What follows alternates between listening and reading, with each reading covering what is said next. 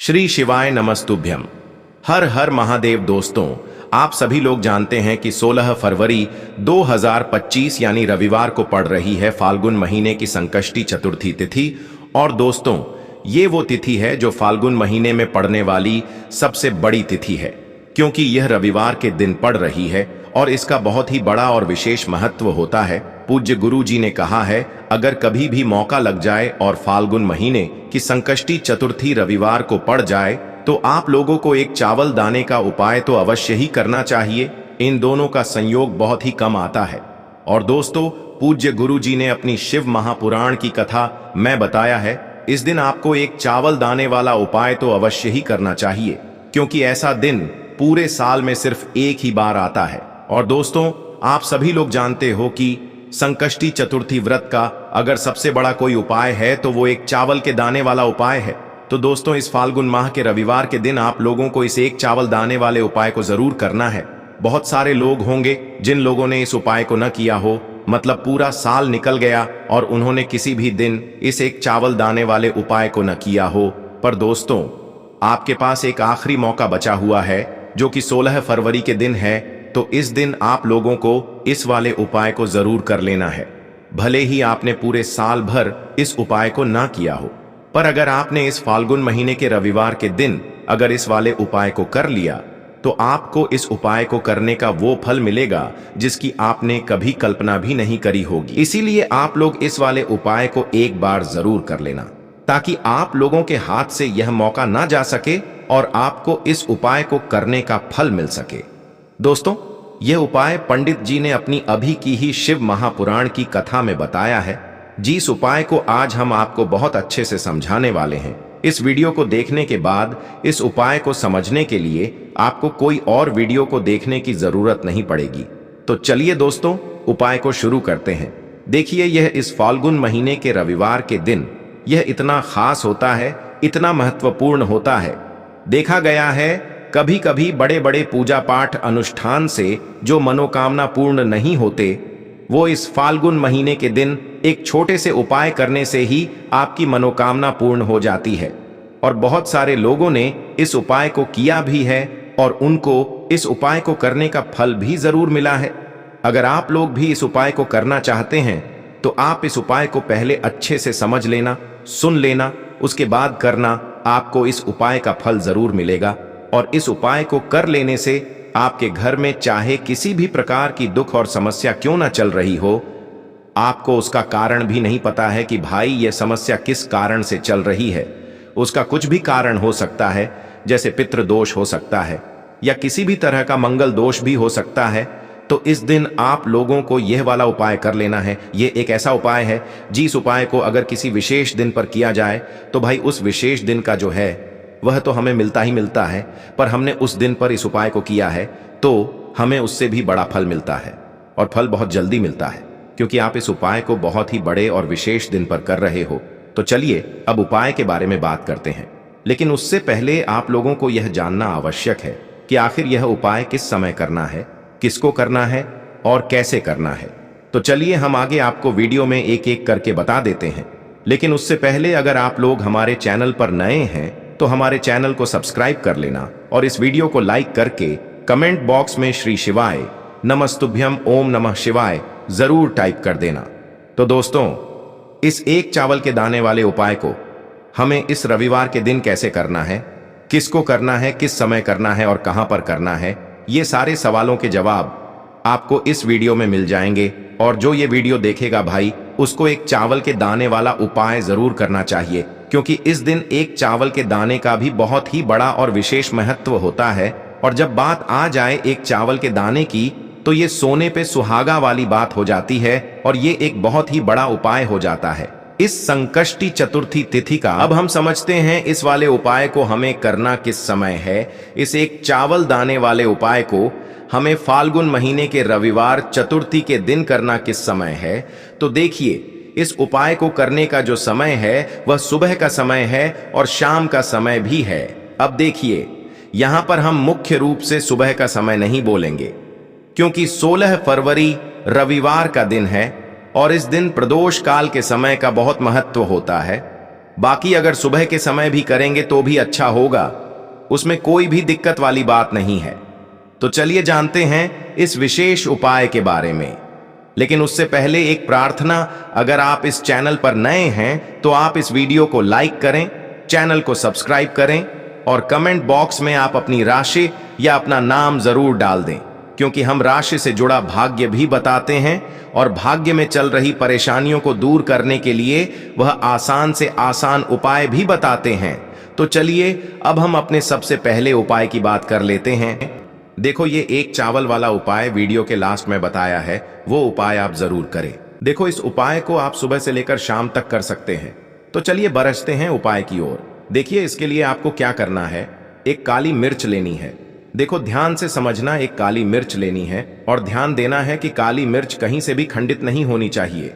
फिर इसके बाद आपको लेना है एक गोल बाती का दीपक। देखिए, दीपक आप चाहे तो माटी का ले ले, और यदि आपके पास माटी का दीपक नहीं है तो आप यह दीपक शुद्ध आटा लगा करके एक दीपक बना सकते हैं। बस आपको ध्यान देना है कि उस आटे में आपको नमक या हल्दी का प्रयोग नहीं करना है।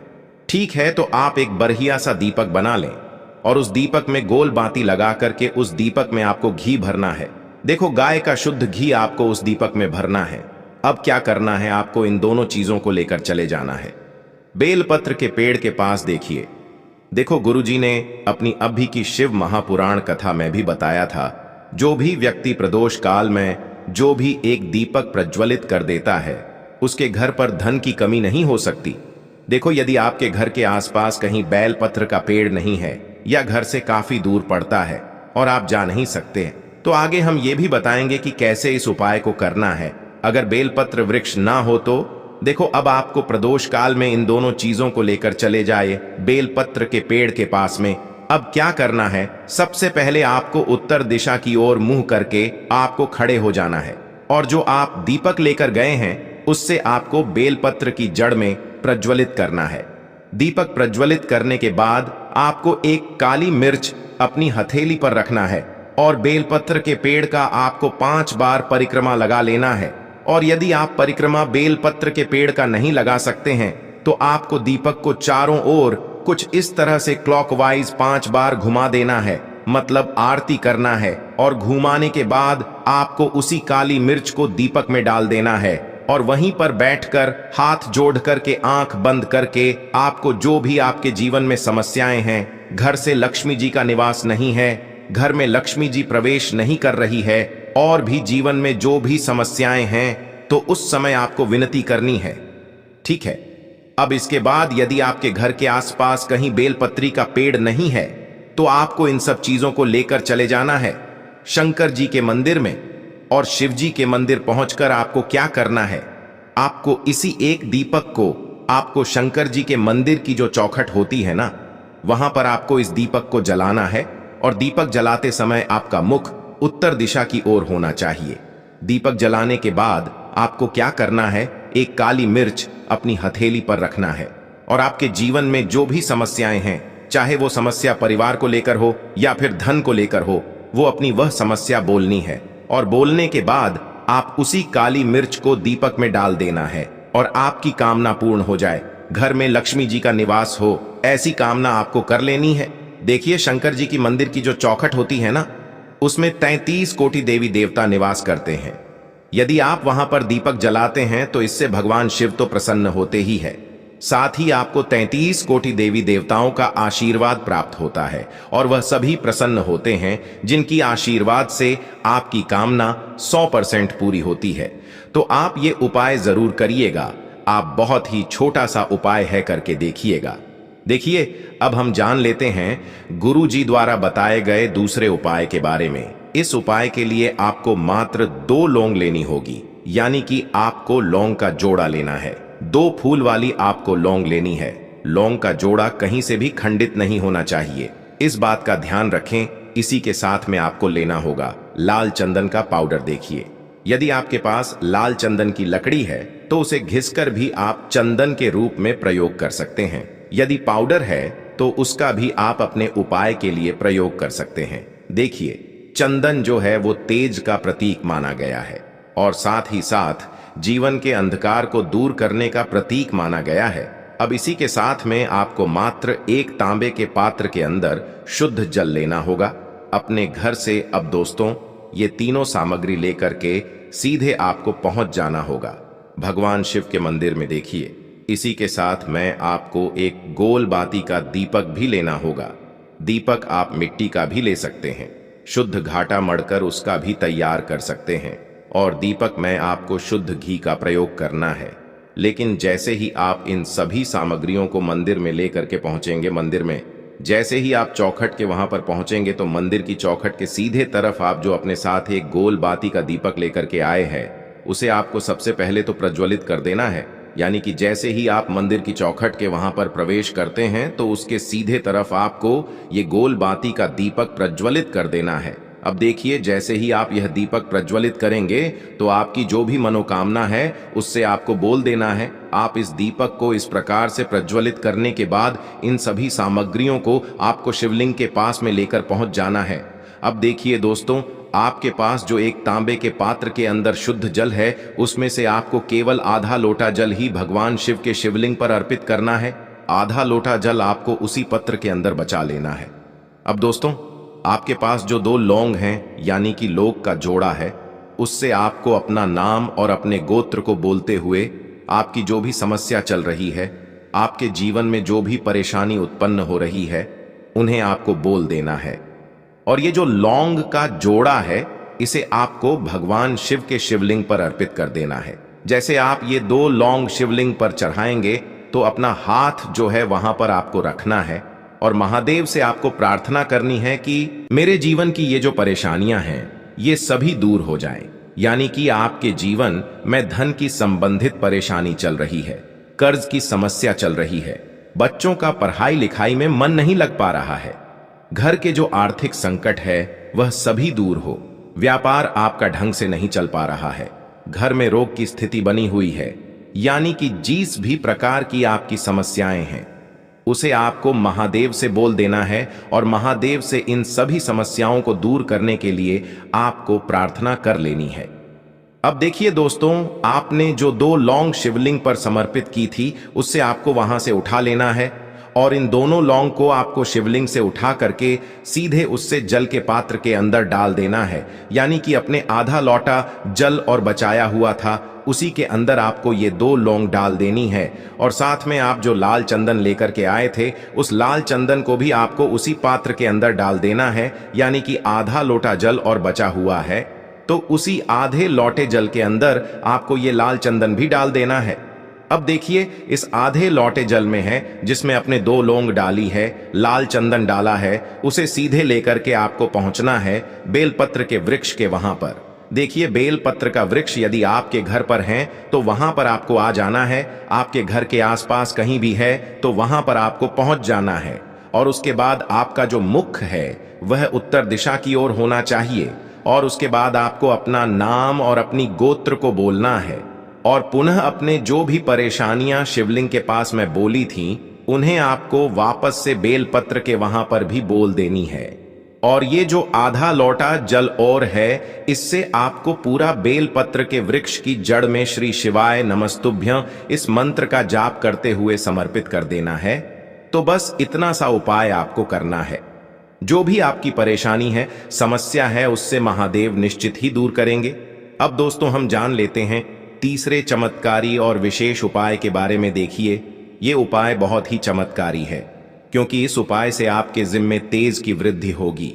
यानी कि जीवन से जितना भी अंधकार ही वो सभी दूर होगा। तो इस उपाय के लिए आपको मात्र 1 गुड़ का टुकड़ा लेना है।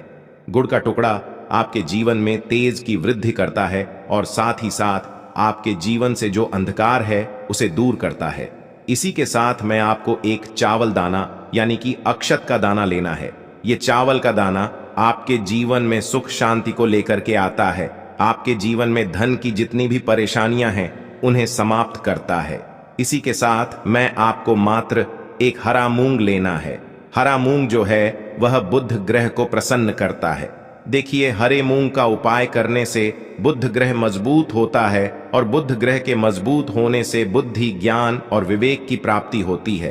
तो ये तीनों ही सामग्री आपको एक एक लेनी है यानी कि एक गुड़ का टुकड़ा, एक चावल का दाना, एक हरा मूंग आपको लेना है। देखिए, हरा मूंग का दाना और चावल का जो दाना है वो आपको साबुत लेना है, खंडित नहीं होना चाहिए। और इसी के साथ में आपको मात्र एक तांबे के पात्र के अंदर अपने घर से शुद्ध जल ले लेना है। देखिए, अब इन सभी सामग्रियों को लेकर के सीधे आपको पहुंच जाना है भगवान शिव के मंदिर में। आप ये उपाय सुबह से लेकर के शाम तक किसी भी समय कर सकते हैं, लेकिन रविवार के दिन ही आपको इस उपाय को करना है। तो सबसे पहले तो ये जो एक गुड़ का टुकड़ा है, एक चावल का दाना है और एक हरा मूंग का दाना है, उन तीनों को आपको उस जल के पात्र के अंदर डाल देना है। लेकिन यह जो उपाय है आपके जीवन की सारी परेशानियों को दूर करने के लिए होता है, लेकिन विशेष मनोकामना तीनों सामग्रियों से ही आपकी परिपूर्ण हो जाती है। देखिए, यदि आपके जीवन तेज होगा तो सभी आपसे वार्तालाप करेंगे, सभी आपसे बात करेंगे और आपका जो मान सम्मान है वह बढ़ता है। और चावल का जो दाना है वह धन में वृद्धि करता है, मन की शांति के लिए होता है। और हरा मूंग जो है वो बुद्धि, ज्ञान और विवेक की प्राप्ति के लिए होता है।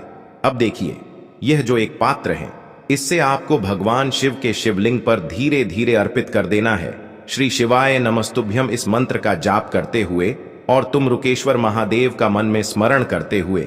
लेकिन तुम रुकेश्वर महादेव का स्मरण करने से यह जो उपाय है और अधिक प्रभावशाली हो जाता है।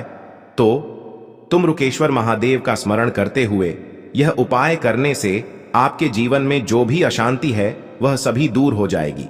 तो इस प्रकार से आपको ये सुंदर सा उपाय कर लेना है। इसके बाद बात करते हैं तीसरे उपाय की। देखो, ये उपाय बहुत ही अचूक उपाय है जो आपको करना है।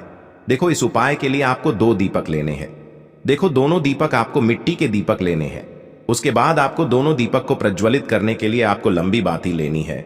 और ये दीपक घी और सरसों के तेल से दीपक प्रज्वलित करने हैं।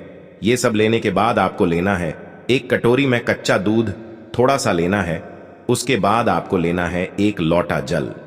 देखो, गुरुजी ने इस उपाय के लिए बताया है कि ये उपाय आपको प्रदोष काल में करना है।